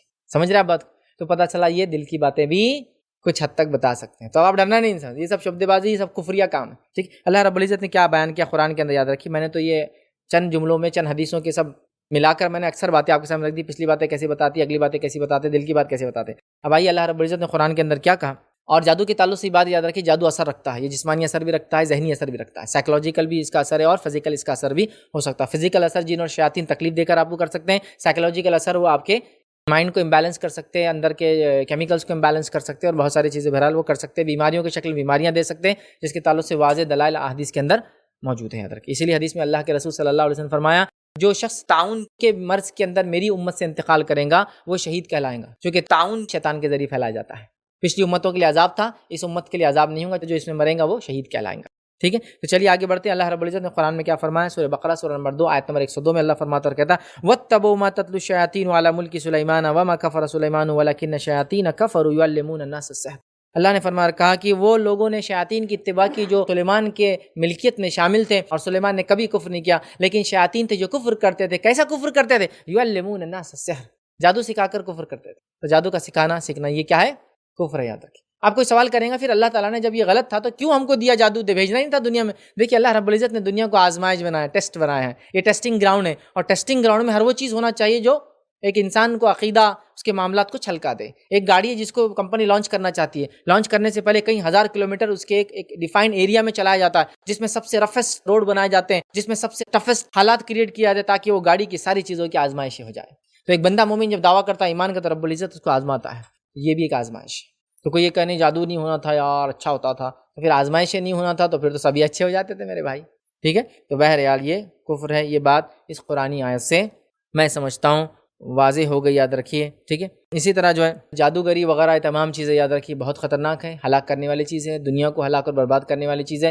اور آخرت کو لیکن بہت معمولی سمجھ کے آج کل ہم لوگ کرتے ہیں. ہر چھوٹی چھوٹی بات کو جادو جادو جادو جادو کرو، جادو کے ذریعے لوگوں کو پیچھے کرنے، جادو کے ذریعے بیماریاں دینا، جادو کے ذریعے اپنے بدلے نکالنا، جادو کے ذریعے اپنی حسدوں کو پورا کرنا، جادو کے ذریعے لوگوں کو تکلیفیں پہنچانا، جادوگروں کے ذریعے لوگوں کی کامیابیوں کو ناکامی میں بدلنے کی کوشش کرنا. یاد رکھیے جادوگری جو کرتا ہے، جو کرواتا ہے، تمام چیزیں کفر ہے. جادو کا علاج جادو سے کروانا، یاد رکھیے، یہ بھی صحیح نہیں ہے. جادو وغیرہ تمام چیزیں ہیں، لیکن اس کا علاج کتاب و سنت میں موجود ہے. ہم کو اسی طریقے سے علاج کروانے کی ضرورت ہے. اس بات کو ہم اچھے سے سمجھ لے، یاد رکھیے. آئیے تیسرا گناہ جو ہلاک کر دینے والا ہے، برباد کر دینے والا ہے ہمارے اعمال کو، وہ کیا ہے؟ وہ ہے قتل. جو نبی اکرم صلی اللہ علیہ وسلم فرمائے، قتل ایک بہت ہی مہلک چیز ہے، ہلاک کرنے والی چیز ہے. قتل دنیا کے اندر جو ہے فساد مچاتا ہے، یاد رکھیے. قتل دنیا کے اندر فساد کریٹ کرتا ہے، یاد رکھیے. اور آج ہم دیکھتے ہیں قتل ہر جگہ عام ہو چکا ہے. نبی اکرم صلی اللہ علیہ وسلم نے اس کی پیشن کو پہلے ہی کر دی تھی، قیامت سے پہلے قتل عام ہو جائے گا. یہ اس کی چھوٹی علامتوں میں سے ایک علامت. عام ہو جانا مطلب یوں ہی ہونا ہے. اور قتل کیسے کیے جا رہے ہیں، کس اندازے سے کیے جا رہے ہیں، کس دھڑلے سے کیے جا رہے ہیں. لوگ ایک دوسرے کا خون بہانا کتنا معمولی سمجھ رہے ہیں. میں آپ کو کیا بتاؤں. منصوبوں اور ارادوں سے اور پلاننگ سے آیا جا رہا ہے. قتل کر کے واضح اعلان کر کے جا کے پولیس اسٹیشن میں اپنے آپ کو حوالے کیا جا رہا ہے. قتل کر کے قتل کے اندر پوری ٹیکنیکلٹیز کو اپنے ذہنوں میں رکھتے ہوئے قتل کیا جا رہا ہے، تاکہ ٹیکنیکلٹیز کو ذہن میں رکھتے ہوئے قتل کریں گے تو بعد میں جو کیس بنے گا وہ ویک بنے گا. آپ سمجھ رہے ہیں؟ ویک بنے گا. پورا چیزیں ہو رہی ہے. انسانوں کو مارنا، قتل کرنا بہت سنگین جرم ہے. صرف ایک آدمی کو مارنا کتنا بڑا جرم ہے. اللہ رب العزت نے سورہ مائدہ سورہ نمبر 5 آیت نمبر 32 میں فرمایا، جس کسی نے ایک انسان کا قتل کیا بنا کسی وجہ کے، چاہے مسلم ہو چاہے غیر مسلم ہو، اس کی مثال ایسی ہے، اس کا گناہ ایسا جیسے اس نے ساری انسانیت کا قتل کیا. اور جس کسی نے ایک انسان کی جان بچا لی، اس کا ثواب ایسا جیسے اس نے ساری انسانیت کو زندگی دی. تو ایک جان کسی کی بھی یاد رکھے، بڑی اہمیت یاد رکھے. اس میں مومن کی جان اور اہمیت کی حامل یاد رکھیے. لیکن آج ہم دیکھتے ہیں قتل عام ہو چکا ہے. اللہ کے رسول نے حدیث میں واضح کیا کہ سب سے پہلے حساب جو بندوں میں ہونے والا ہے وہ قتل کا ہونے والا ہے، یا خون کا ہونے والا. ہم زبان میں لیں. اور اللہ کے معاملے میں سب سے پہلے معاملہ نماز کا طے ہوگا، اور بندوں کے معاملے میں سب سے پہلے معاملہ خون کا معاملہ طے ہوگا، قتل کا معاملہ طے ہوگا. کسی کا خون بہائے گا. آج خون کتنے دھڑلے سے بہایا جا رہا ہے، میں آپ کو کیا بتاؤں. دوست کا خون بہا دے رہے ہیں، پڑوسی کا خون بہا دے رہے ہیں، رشتہ دار کا خون بہا رہے ہیں، مسلمان کا خون بہا رہے ہیں، مسلمان نان مسلم اور نان مسلم مسلمان کا خون بہا رہے ہیں، انسان کا خون بہا رہے ہیں. یاد رکھیے قتل بہت بڑا جرم ہے. اللہ کے رسول صلی اللہ علیہ وسلم نے اس کو منع کیا. حدیث میں، قرآن و سنت میں اس کی بڑی واضح دلائل ہیں. اللہ فرماتا ہے وَلَا تَقْتُلُوا النَّفْسَ الَّتِي حَرَّمَ اللَّهُ إِلَّا بِالْحَقِّ. کسی نفس کو قتل مت کرنا سوائے اس کے کہ جو اس کا حق ہے. مطلب سزا کے بدلے کسی نے کسی کا قتل کیا، اس کے بدلے اس کو قتل کیا جا سکتا ہے. کسی شادی شدہ انسان نے زنا کیا تو اسے سنسار کر کے قتل کیا جا سکتا ہے. لیکن یہ نہیں ہو سکتا کہ آپ جو ہے کسی کو بھی قتل کرتے. اللہ نے کہا کسی کو قتل مت کرنا سوائے اس کے جس کو قتل کیا جا سکتا ہے. اور یہ بھی عام آدمی نہیں کرے گا، یہ بھی پورا ایک سسٹم کے تھرو وہ جا کر، کورٹ کچہری کے تھرو جا کر پھر حکومت اس کو وہ سزا دیں گی. کسی نے کسی کا قتل کیا تو آپ سزا نہیں دیں گے اس کو، وہ حکومت دے. دوسرے مقام پہ جو ہے نبی اکرم صلی اللہ علیہ وسلم دیکھیے کیا فرماتے ہیں اس کے تعلق سے. ویسے تو قرآن میں کئی آیتیں، وقت نہیں پوری رکھو، ایک آیت مثال کے طور پہ رکھی. جابر رضی اللہ عنہ فرماتے ہیں، صحیح مسلم کی روایت ہے، رسول اللہ صلی اللہ علیہ وسلم نے فرمایا اور کہا، عرفات کے میدان میں جب آپ پہنچے، یہ حج کا معاملہ تھا، آپ نے خطبہ دیتے ہوئے ارشاد فرمایا، کہا بے شک تمہارا خون، تمہارا مال حرمت والے ہیں، جس طرح تمہارا یہ دن، تمہارا یہ اس مہینے کے اور تمہارے شہر کی حرمت ہے. بے شک اللہ کے رسول، بے شک تمہارا خون اور تمہارا مال تمہارے لیے ایسی حرمت والا ہے جیسے یہ دن، ٹھیک ہے، جیسے یہ مقام، اور جیسے اللہ کے رسول صلی اللہ علیہ وسلم فرمایا جیسے تمہارا یہ دن اور تمہارا یہ مہینہ اور تمہارا یہ شہر ہے. اور دن تھا عرفات کا، مطلب حج والا دن تھا. مقام تھا مکے کا جو کہ حرمت والا ہے. اور اسی طرح آپ نے فرمایا، اور یہ شہر جو مکہ حرمت والا ہے، اور وہ مہینہ جو ذوالحجہ کا ہے وہ بھی محترم ہے، حرمت والا مہینہ. بہت حرمت ہے انسانی جان کی. یہ بات ہم اپنے ذہنوں میں رکھ لے، یاد رکھیے. اسی طرح جو ہے نبی اکرم صلی اللہ علیہ وسلم نے کتنی ساری باتیں بیان کی. دیکھیے میں آپ کو سناتا ہوں کچھ باتیں قتل کے تعلق سے. آپ نے فرمایا، کہا بخاری کی روایت ہے، قیامت کے دن لوگوں میں سب سے پہلے خونوں کا فیصلہ کیا جائے گا. خون کے بارے میں سب سے پہلا فیصلہ قیامت دن بندوں میں ہوگا. اسی طرح جو ہے دوسری کی روایت میں نبی اکرم صلی اللہ علیہ وسلم فرمایا اور کہا، سنن نسائی کی روایت، آپ نے فرمایا ممکن ہے کہ اللہ تعالیٰ ہر گناہ معاف کر دے سوائے اس آدمی کے جس نے مومن کو جان بوجھ کر قتل کیا ہو، اور وہ آدمی جو کفر کی حالت میں مرا ہو. ممکن ہے اللہ سارے گناہ معاف کر دے، لیکن دو گناہ معاف نہیں ہوں گے، ایک جس نے قتل کیا ہو مومن کا، اور دوسرا جس نے کفر کیا ہو. اسی طرح ایک اور روایت میں جامع ترمذی کیا فرماتے ہیں، کہتے ہیں اگر آسمان اور زمین والے سب کے سب ایک مومن کا خون بہانے میں شریک ہو جائے تو اللہ تعالیٰ سب کے سب کو جہنم میں اٹھا کے ڈال دیں گا. جتنے لوگ انوالو اور انگیج ہوں گے نا قتل میں، سب کو سزا ملیں گی. اسی لیے آج بھی ہم دیکھتے ہیں بہت سارے ملک جس میں اسلامی قوانین ہیں، اگر ایک آدمی کا قتل چاہے جتنے لوگوں نے مل کر کیا ہو، سب کو سزائے موت دی جاتی ہے، سب کو سزائے موت دی جاتی ہے. آگے آئیے نبی اکرم صلی اللہ علیہ وسلم کیا فرماتے ہیں، جب دو مسلمان اپنی تلواریں نکالتے ہیں اور سے سنیے، جب دو مسلمان اپنی تلواریں نکالتے اور ایک دوسرے پر حملہ ور ہوتے تاکہ ایک دوسرے کو قتل کریں تو دونوں کے دونوں جہنم میں جانے والے ہیں۔ تو سوال کرنے والے نے سوال کیا، صحابہ نے کہا اللہ کے رسول صلی اللہ علیہ وسلم دونوں کیوں جائیں گے؟ قتل کرنے کو جب دو لوگ تلوار نکالتے آپس میں اور لڑ پڑتے ہیں اور ایک دوسرے کو قتل کر دیتا ہے، لیکن دونوں جہنم میں جائیں گے، مطلب جو مارا گیا وہ بھی جہنم میں اور جو مرا وہ بھی جہنم میں۔ تو پوچھا گیا یہ مرنے والا کیوں جہنم میں جائیں گا؟ جس نے مارا سمجھ میں آ رہا ہے۔ تو نبی اکرم صلی اللہ علیہ وسلم نے فرمایا مرنے والے کی نیت بھی یہ تھی کہ اس کو مارنا، مسئلہ یہ ہوا کہ سامنے والا اس پہ غالب آ گیا، ورنہ دونوں کا انٹینشن کیا تھا؟ ایک دوسرے کو قتل کر، دونوں جہنم میں جائیں گے۔ نیت کتنی اہم چیز ہے۔ ہاں، جیسا قابل نے حابیل کو مارا، حابیل کی نیت تھی کہ میں تو قابل کو ماروں گا نہیں، اس کو جو کرنا ہے کرے، اس نے جو بھی سیلف ڈیفینس میں تھا کیا، لیکن اپنے بھائی کو قتل کرنے کا اس کا کوئی ارادہ نہیں تھا، مارا گیا۔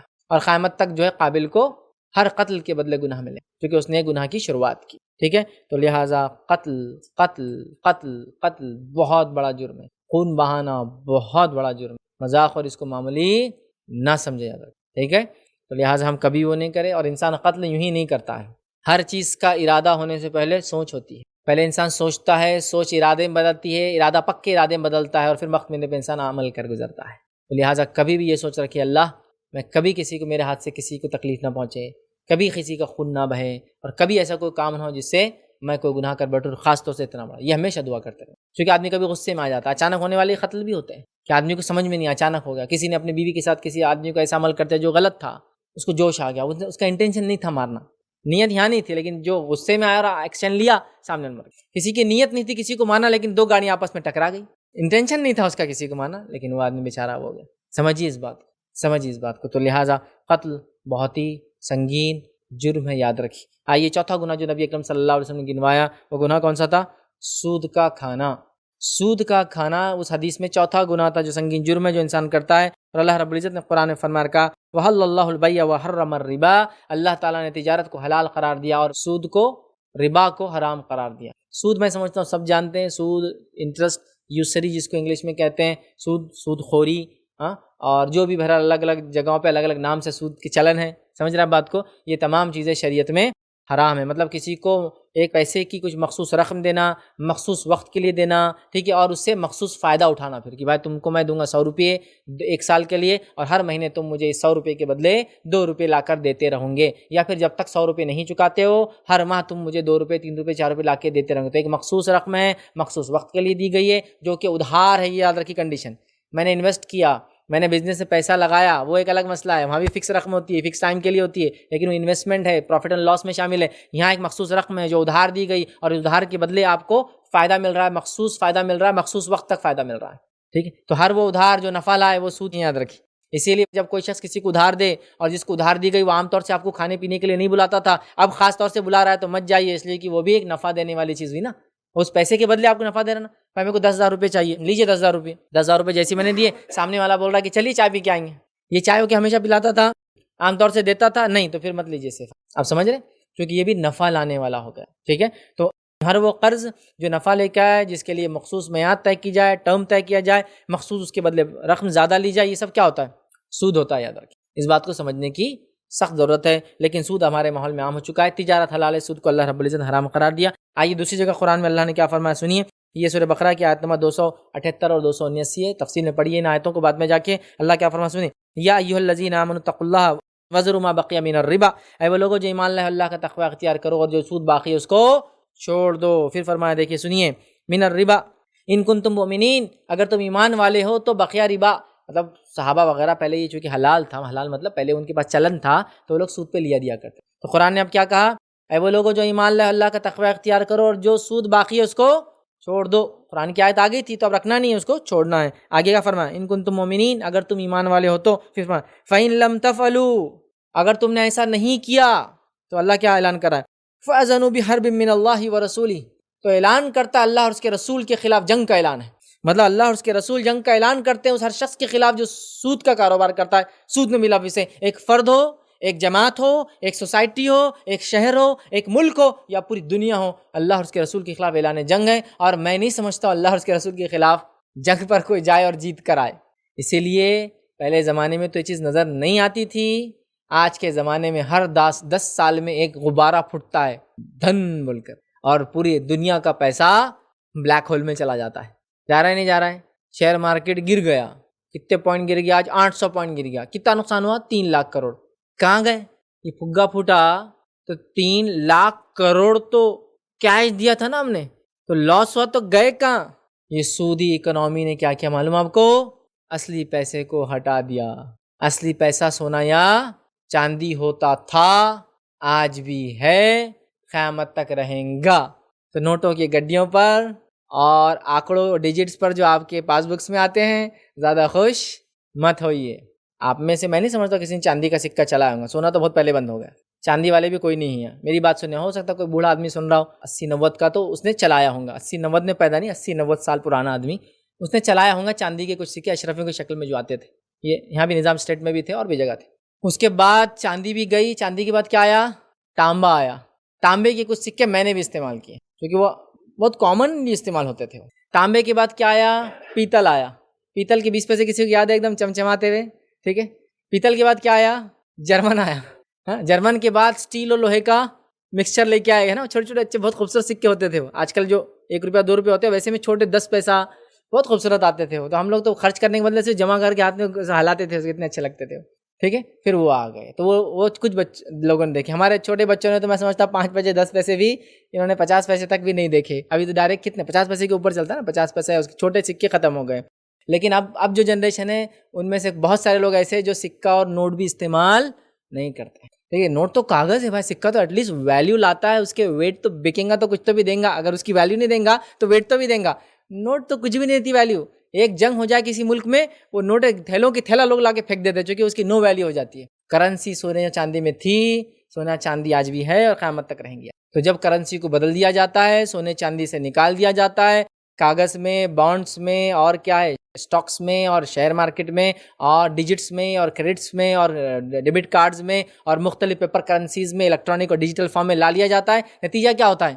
کبھی کبھار اصلی پیسہ پیچھے ہوتا ہی نہیں اور آپ کو صرف نوٹ ایشو کر دیے جاتے ہیں. I promise to pay the bearer the sum of rupees 100 200 ہے نا, 500 2000 ہے نا. مطلب میں وعدہ کرتا ہوں کہ جو بھی آدمی یہ کاغذ کا ٹکڑا لائیں گا اس کے بدلے میں اس کو 2000 کی کوئی چیز دی جائیں گی. تو یہ تو ایک وعدہ ہے, پرومسری نوٹ بولتے ہیں اس کو, اسی لیے نوٹ بولتے ہیں. لیکن اس کے پیچھے کا پیسہ کہاں ہے ہمارا؟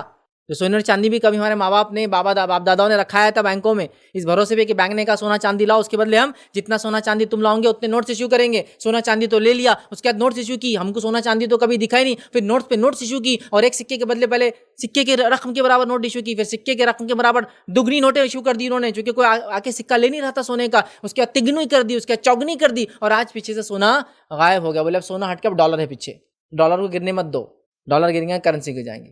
ابھی میں نہیں جانتا ڈالر کے پیچھے بھی کوئی سونا ہے, ڈالر کے پیچھے کوئی بیکنگ نہیں ہے ادھر, کوئی آؤنس میں گولڈ نہیں, کچھ بھی نہیں ہے ادھر کی. تو ڈالر بیکار ہو گیا ابھی ادھر. بہت ساری بار یہ ساری چیزیں فلسفی نظر آتی ہیں, لیکن یہ سود خوری اکنامی کا نتیجہ ہوتا ہے. اور جو ریئل کرنسی ہوتی ہے سونے اور چاندی کی, ان کی ویلیو کبھی گرتی, کبھی گھٹتی, کبھی بڑھتی نہیں ہے. نبی اکرم صلی اللہ علیہ وسلم کے زمانے میں 1 درہم کے اندر 1 مرغی وغیرہ آ جایا کرتی تھی. 1 درہم ہوتا تھا 4 گرامس آف سلور کا. آج بھی کیا بولتے ہیں اس کو, اصیل مرغی, گوران مرغی اتنے میں آئیں گی, 4 گرام چاندی کے ریٹ میں آج بھی مل جائیں گی. تو چاندی نے اپنے ریٹ آج بھی کھویا نہیں ہے, سونے نے اپنی ویلیو آج بھی کھویا نہیں ہے. ہماری کرنسی ویلیو کھوتے جا رہی ہے. کتنا کھو رہی ہے کہ 10 گرام سونے کے بدلے, کیا بولوں آپ کو, مجھے بتایا گیا تھا کہ ہمارے جو والدہ کی والدہ تھے, نانی تھے, ان کے زمانے میں سونا کچھ 4 روپے 4.5 روپے تولا تھا ہے نا. خواب دکھ رہی ہے, مطلب سونا اور پیسہ تقریباً برابر چل رہا تھا, یا 40 روپے ہوا. پھر اس کے بعد 400 روپے تک دیکھا. والدہ کے والد صاحب کا نکاح تو بتائیں 400 روپے تولا تھا. مطلب 10 30 40 سال کے 20 سال کے اندر کرنسی اتنی گری کہ اب وہی سونا خریدنے کے لیے 400 روپے لگنے لگے. پھر 2001-2 کا زمانہ کچھ لوگوں کو اگر یاد ہو تو 4-4 ہزار روپے میں بھی تولا لیا گیا تھا, ہے نا. جس کی شادی وہ پیریڈ بھی ہوں گی تو 4,000 روپے تولا لوگوں نے لیے ہیں. تو اب وہی 10 گرام کتنے میں آ رہا تھا, 4,000 میں. یہ کیوں ہوا, یہ ویلیو کیوں چینج ہوئی؟ یہ سود کا نتیجہ ہوتا ہے. اب کیا ہوا بھیا, 2020 میں 40,000 کی بات کر رہے ہیں ہم لوگ, 40,000 to 10 گرامس. اور وہ 10 گرامس بھی پیور ہے کہ نہیں وہ نہیں معلوم. انا للہ و انا الیہ راجعون. چونکہ دھوکے باز سناروں نے کیا کیا, پورا مارکیٹ کرپٹ کر کے رکھ دیا, سمجھا. تو سود ایک پھگا بنتا ہے بڑا، اور پھگا جب بڑا ہوتا ہے پھولتا ہے تو کتنا اچھا دکھتا ہے نا، اتنا بڑا، کیا بڑا ہو گیا، اور ایک چھوٹی سی پن لگتی پھٹ، اور جب نیچے گرتا تھا 2-4 چندی والے ٹکڑے گرتے جن کا ویٹ لیس ہوتا، بس سودی اکنامی ایسی بڑھتی، بوم ہوتا، ڈن بول کے گر جاتی. اور حال یہ ہو جاتا ہے کہ ہر آنے والی اکنامی دوسری اکنامی اس کو کرش کرتے جاتی. تو بہرحال یہ چلتا رہیں گا. سود کے خلاف اللہ اور اس کے رسول نے جنگ کر دیا ہے، کوئی اس سے جیت نہیں سکتا ہے قیامت تک. یاد رکھیے سود تباہی ہے، سود بربادی ہے، سود بہت خطرناک چیز ہے. پھر بھی امت مسلمہ سود کو عام سمجھتی ہے، کھاتی اور پیتی ہے، اس میں جو ہے عام سمجھتی ہے، چلتا ہے، جینے کا طریقہ ہے. جب نہیں چلتا ہے تو نہیں چلتا ہے. نبی اکرم صلی اللہ علیہ وسلم فرماتے ہیں اور کہتے ہیں کوئی شخص چاہے کتنا سود لے لے، اس کا انجام آخرت میں جو ہے قلت اور خسارہ ہی ہوگا. کوئی شخص کتنا بھی سود پہ کچھ بھی کر لے، دنیا میں مالدار، کروڑپتی، لکھوں پتی، یہ پتی وہ پتی بن جائے، لیکن آپ صلی اللہ علیہ وسلم فرما رہے ہیں آخرت میں اس کے لیے خسارہ ہی ہے.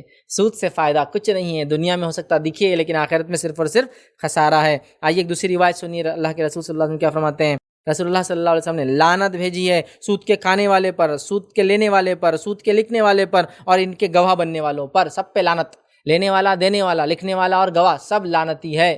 ہمارے پاس کچھ لوگ متقی پرہیزگار ہے، صرف گواہ بن جاتے، لیتے دیتے نہیں ہم لوگ، لیکن وٹنس بن جاتے، اس میں گارنٹر بن جاتے. اللہ کے رسول نے سب پہ لعنت بھیجی کنٹینیوسلی، لینے والا، دینے والا، لکھنے والا اور گارنٹر اس پہ بننے والا، سب پہ لعنت بھیجی. تو سود خطرناک چیز ہے، یاد رکھیے. آئیے پانچویں چیز جو ہلاک کر دینے والی ہے، جو حدیث میں آتا ہے، اس حدیث کے اندر اس میں 7 چیزوں کو ہلاک کر دینے والا بتایا.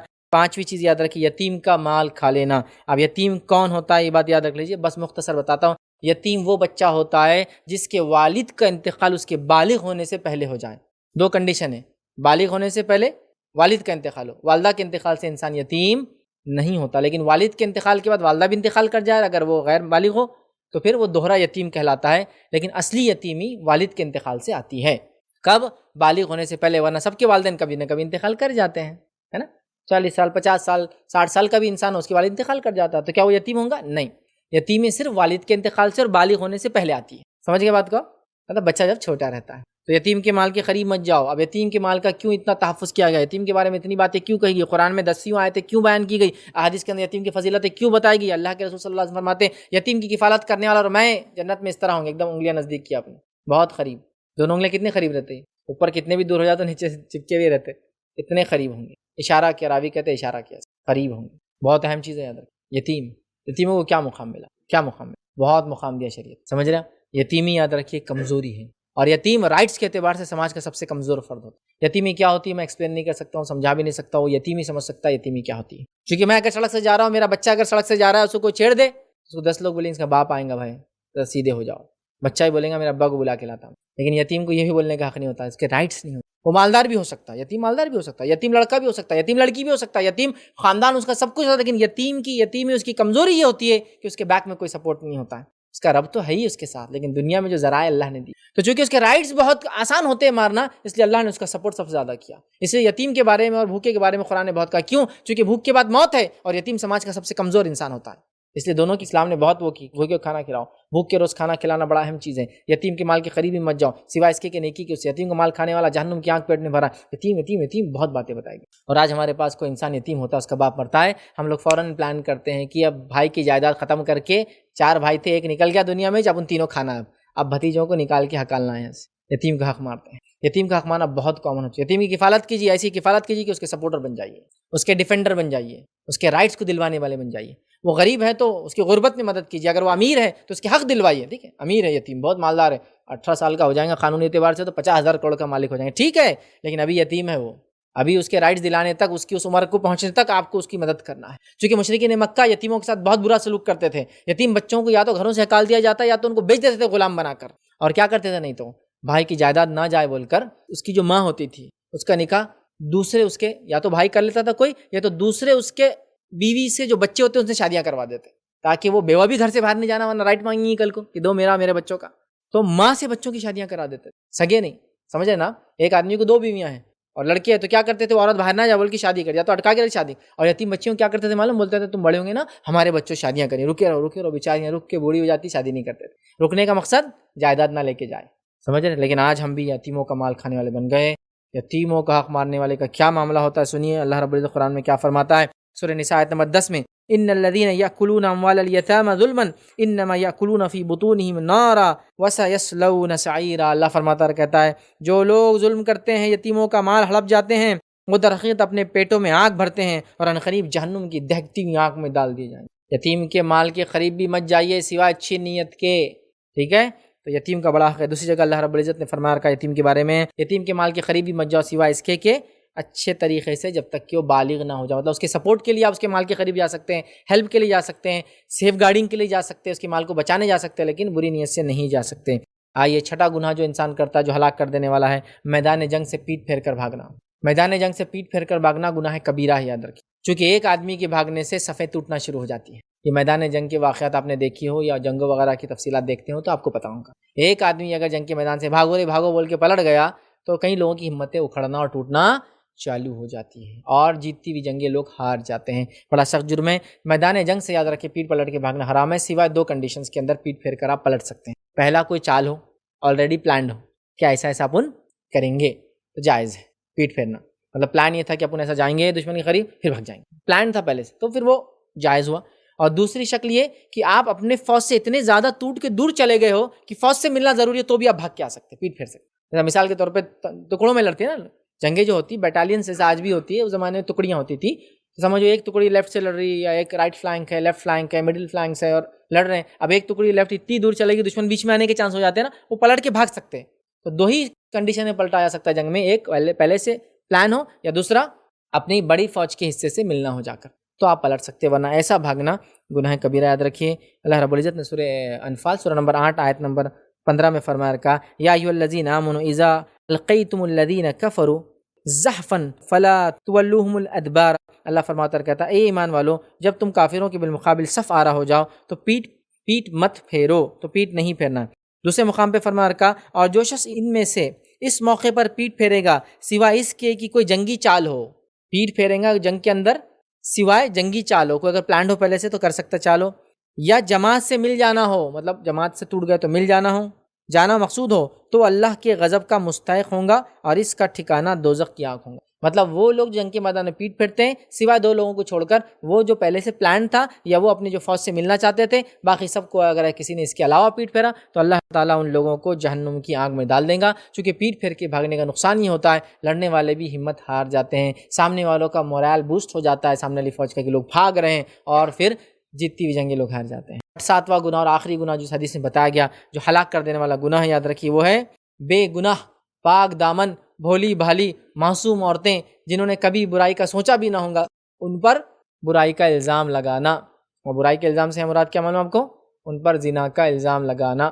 یہ بہت سنگین جرم ہے، یاد رکھیے۔ اور اللہ رب العزت نے اس تعلق سے قرآن کے اندر سخت وعید کی۔ قرآن کے اندر سورہ نور سورہ نمبر 24 آیت نمبر 4 میں دیکھیے اللہ کیا فرماتا ہے، کہتا ہے اور جو لوگ پاک دامن عورتوں پر زنا کی تہمت لگاتے ہیں، برے الزام لگاتے ہیں، ٹھیک ہے، زنا کی تہمت لگاتے ہیں، پھر 4 گواہ پیش نہیں کریں گے تو انہیں 80 کوڑے مارے جائیں گے اور ان کی شہادت کبھی اس کے بعد قبول نہیں کی جائے۔ پاک دامن عورت پر الزام لگانا بہت بڑا جرم ہے، لیکن اب میں کیا بولوں اس مسئلے میں، اتنا کامن ہو چکا ہے جس کی کوئی انتہا، اور دور جتنا جدید ہوتا جا رہا ہے۔ اچھا دیکھیے، مسئلہ تو عورت کے بارے میں کہا گیا، لیکن نوجوان لڑکے کے لیے بھی مسئلہ یہی ہوگا، یا لڑکے کے لیے بھی مسئلہ یہی ہے، مرد کے لیے بھی مسئلہ یہی ہے۔ لیکن چونکہ قرآن نے عورت کا لفظ اس لیے کیا، لڑکی کے بارے میں اس لیے کہا چونکہ اکثر یہ وکٹم ہوتی ہے، زیادہ تر ان کے خلاف یہ ہوتا ہے، لیکن یہ مسئلہ سب کے لیے، یہ مسئلہ سب کے لیے بات یاد ہے۔ کوئی بھی اگر کسی مومنہ عورت پہ الزام لگائیں گا اس کے لیے گناہ سنگین جرم ہے، یاد رکھیے، اور کوئی مومن مرد پہ بھی یہ کریں گا تو سنگین جرم ہے، لیکن عورتیں چونکہ وکٹم ہوتی ہے اس لیے زیادہ ان کے بارے میں کہا گیا۔ لیکن آج مرد اور عورت دونوں وکٹم ہوتے ہیں۔ آج دیکھیے کہ لڑکے کو شادی نہیں کرنا کسی لڑکی سے، اپنے ماں باپ کو بغیر سوچ سمجھے بول دیتا رہے لڑکی کیریکٹر ٹھیک نہیں ہو رہا ہے، نہیں ہو رہا،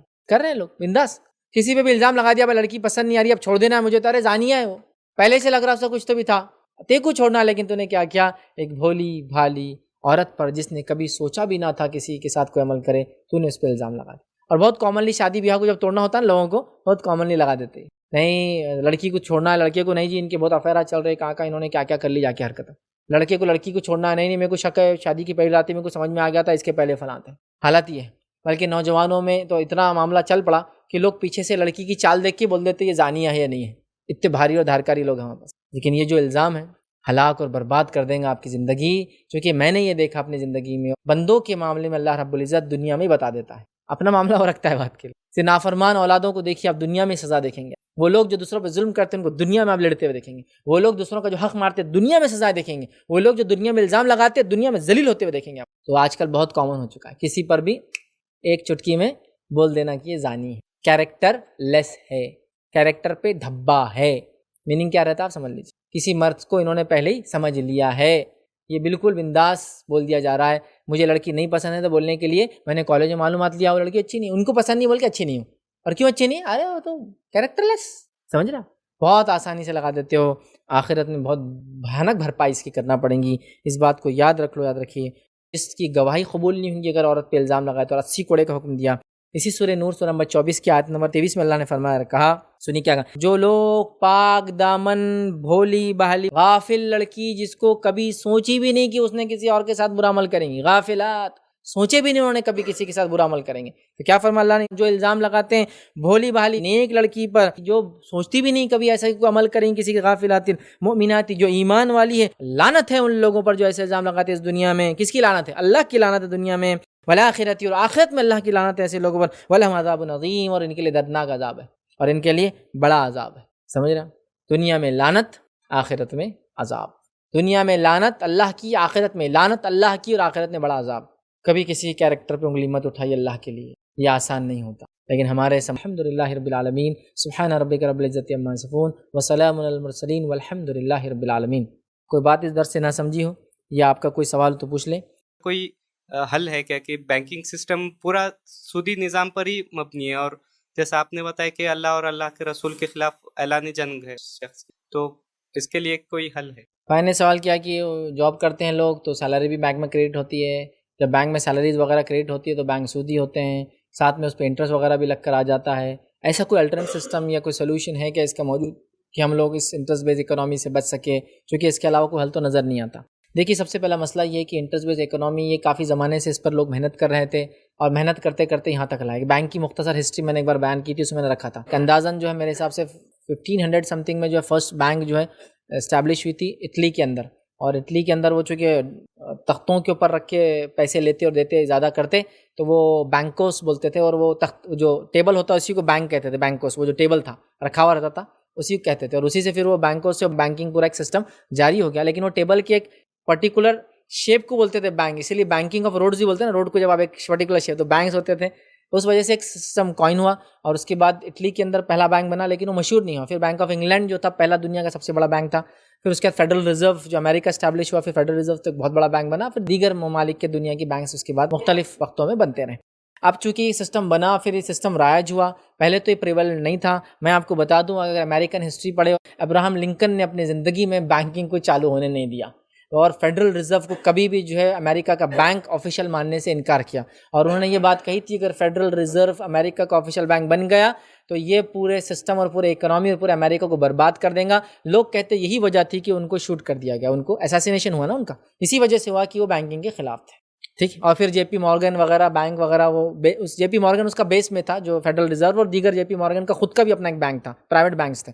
پھر وہ ایک بڑی ہسٹری یاد رکھی. پھر وہ بینکنگ سسٹم ہوا, مسلمانوں کی جب تک خلافت تھی اور مسلمانوں کی مملکت تھی بہت بڑی, اس کے اندر بینکنگ الحمدللہ 20ویں صدی کی شروعات تک نہیں آ پایا تھا کسی حد تک. نوٹ وغیرہ کا چلن اتنا کامن نہیں تھا. ایڈوانس کنٹریز جو مسلمس کے تھے اس زمانے میں, نوٹ اڈاپٹ کرنا ان کی ضرورت تھی. جیسے حیدرآباد اسٹیٹ لے لیجیے, یہ ایک ایڈوانس کنٹری تھا اس زمانے کا, ٹھیک ہے, تو ان کی مجبوریاں تھیں. عثمانی سلطنت لے لیجیے, یہ پورا امریکہ یورپ کے اندر بیٹھے تھے بیچ میں, تو ظاہر سی بات انہوں نے اڈاپٹ تو کیا کچھ چیزیں بینکنگ کی, نوٹ وغیرہ کا سسٹم, بٹ وہ خواہش نہیں تھی کہ چیز کو چلائیں. بٹ ہم جانتے ہیں کس طرح سے ہوا. اور پھر وہ سکہ لیتے تھے سونے کا, اس کے بدلے نوٹ ایشو کرتے تھے, تو جتنے سکے آپ دیتے تھے سکے کی تصویر ہی آتی تھی. تو اگر آپ نے دیکھا ہوگا عثمانی یہاں کی جو حکومت تھی حیدرآباد اسٹیٹ کی, تو آپ 5 روپے کی اگر نوٹ تھی تو 5 اشرفیہ بنی ہوئی آتی. مطلب تم نے 5 چاندی کی دی تو ہم نے ایک نوٹ ایشو کیا تم کو, ایک چاندی اشرفیہ آتی تھی ایک کے لیے.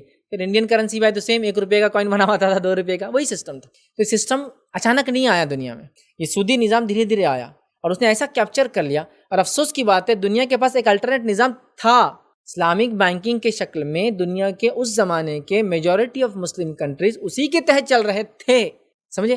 لیکن وہ فائنانس, وہ اکنامیکل سسٹم کو ایسا پریٹینڈ کیا گیا کہ دنیا میں یہ جو سودی نظام ہے, انٹرسٹ بیس اکنامی کے علاوہ کوئی الٹرنیٹیو ہے ہی نہیں, ایسا پریٹینڈ کیا گیا. اور دنیا نے اس کو دھڑا دھڑ اڈاپٹ کرنا شروع کر دیا, چونکہ ان کو بڑے اکنامیکل بینیفٹس اس میں نظر آئے, جس کے نتیجے میں بہرحال آج یہاں آیا ہوں اور آج ہم پھنس چکے ہیں. اب ایسے سسٹم میں کیا کوئی الٹرنیٹ ہے؟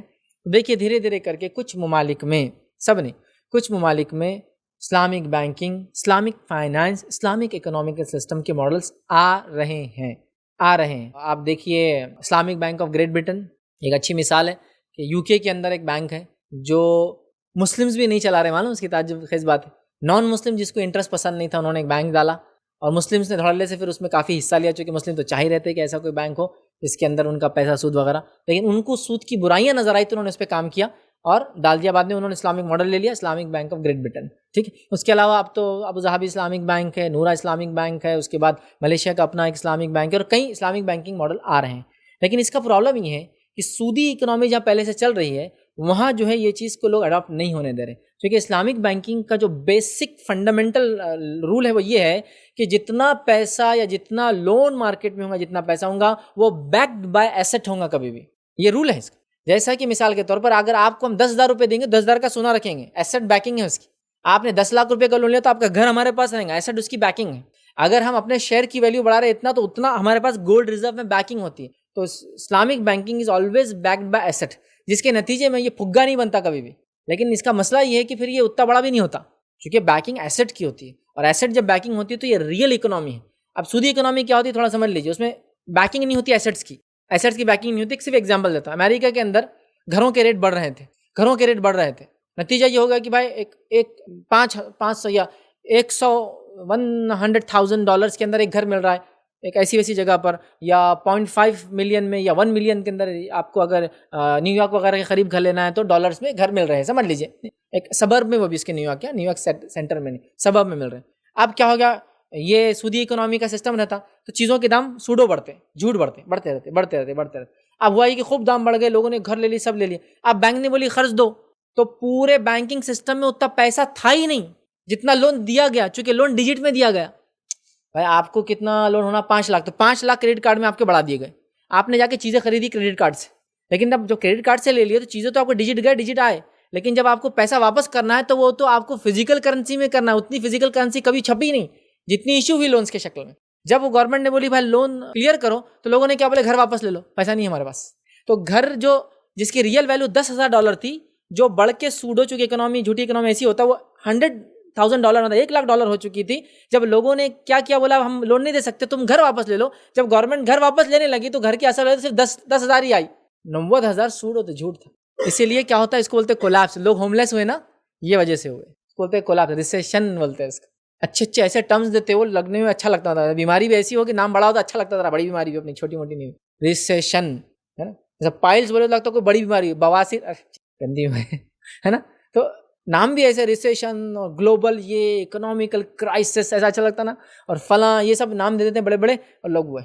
اب مسئلہ یہ ہے کہ چونکہ الٹرنیٹ ہے لیکن جہاں سودی اکنامی چلتی ہے وہ لوگ اس کو اڈاپٹ کرنے کو ریڈی نہیں ہے، چونکہ اگر وہ اس میں جائیں گے تو ایسٹ بیکنگ ان کے پاس ہے ہی نہیں۔ حالت یہ ہے کہ ایک ریزرو بینک نے ایک بینک کو $100 ادھار دیا، انہوں نے $100 کے بیسس پہ $1,000 کے لون سے ایشو کی، یہ کیے معلوم بینکس نے۔ یہ ایسا فراڈ بینک کے علاوہ اگر کسی بھی مارکیٹ میں ہوں گا نا تو لوگ اس کو جان لے لیں گے کہ 1 لیٹر دودھ لا کے 10 لیٹر بنا کے بیچوں، کیا بولیں گے آپ اس کو، ملاوٹ۔ ہاں 1 کلو آم کا رس ڈال کے اس میں پھر پیلا رنگ ڈالوں 9 کلو اور آپ کو آم کا رس بول کے بیچوں، کیا بولیں گے آپ، ملاوٹ۔ لیکن یہ ہمارے فائنینشیل سسٹم میں یہ لاؤڈ ہے کہ ایک بینک 10% جو اس کے پاس ہوتا ہے اس کے بیسس پر 100% ایشو کر سکتا ہے لون، معلوم آپ، چونکہ ڈیجٹس میں ایشو کرتا ہے۔ کریڈٹ کارڈ دے تو 2 لاکھ کے اتنے کہاں دینا ایکچوئل پیسہ، لیکن کریڈٹ کارڈ جس نے لیا الٹیمیٹلی کبھی نہ کبھی اس کو ریئل منی ڈالنا ہے لا کر، پورا کولیپس ہوتا ہے۔ تو الٹرنیٹ سسٹم ہے بٹ یہ لوگ اڈاپٹ کرنے کو تیار نہیں ہے، چونکہ آج جہاں یہ $100 بلین اور $200 بلین کی بات کر رہے ہیں، یہ بیک بائی ایسٹ جب ان کا دیکھیں گے نا تو یہ 25% پہ بھی آ کے نہیں ٹکنے والے ہیں، اتنا لاس کریٹ ہوگا ان، تو یہ لوگ ریڈی نہیں ہیں۔ اب ہم جیسے لوگ عام لوگ کیا کریں جو ایسے ماحول میں رہتے ہوئے کیا کریں اب یہ بینکنگ سسٹم میں، تو بہرحال ایسے سسٹم کو سب سے پہلے تو ہم دل میں برا جانیں، اللہ یہ صحیح نہیں ہے، ہم مجبور ہیں، اور پھر مجبوری کے اندر جو چیزیں آپ جتنی استعمال کر سکتے اتنی استعمال کریں، مجبوری میں جو کر سکتے کتنا کریں اتنا کریں۔ اور ہاں جو انٹرسٹ وغیرہ آپ کو اس میں آ جاتا ہے تو میرا ایک تفصیلی اس کے اندر کئی بیانات ہے کہ انٹرسٹ کا پیسہ کیا کریں، آپ ان جگہوں پر اس کو خرچ کریں تو انشاءاللہ جس وہ پیسہ نکل جاتا ہے، اور کم سے کم اس چیز کو یوز کریں، جب بھی یوز کرے دل میں ایک برائی رکھے کہ اللہ اب ہم مجبور ہیں، اگر کوئی الٹرنیٹ سسٹم ہوتا جو سود کے خلاف، ہم اسلامک بھی نہیں بولتے، ہم کو سود نہیں چاہیے بس، پھر وہ اسلامک بھی ہو سکتا، کوئی دوسرے نان مسلم بھی بھائی ہمارے کھول سکتے ہیں جس میں سود کا سسٹم اگر نہ ہو، اور اسلامک چونکہ ایک مسلمانوں کا ماڈل آلریڈی ریڈی ہے تو کیوں پھر سے محنت کر کے بنانا، مطلب ایک ویل انوینٹ ہوگا تو ری انوینٹ کیوں کرنا ویل کو، یار ہے یوز کر، بہرحال اور دنیا میں اچھی بڑے لیول پر یوز بھی ہو رہا ہے. میں سمجھتا ہوں پچھلی جو رپورٹ میں نے پڑھا تھا $900 بلین کا ایسٹ ہے آج اسلامک بینکس کے پاس، جو کہ وہ 2006 میں 11 میں 14 میں ریسیشن میں اس کو 1% بھی دھکا نہیں لگا، چونکہ 100% بیکڈ بائی ایسٹ تھا، ڈوبنے کا کوئی چانس باقی نہیں تھا. ٹھیک ہے، تو بہرحال تو ابھی ہم مجبور ہیں، تو مجبوری کی کیفیت میں جو آپ کر سکتے ہیں اتنا آپ کام کیجیے، اتنا فائدہ آپ اٹھا سکتے ہیں. اسی پہ اپنی بات کو ہم ختم کریں گے. وآخر دعوانا ان الحمد للہ رب العالمین. سبحان ربک رب العزۃ عما یصفون وسلام علی المرسلین والحمد للہ رب العالمین.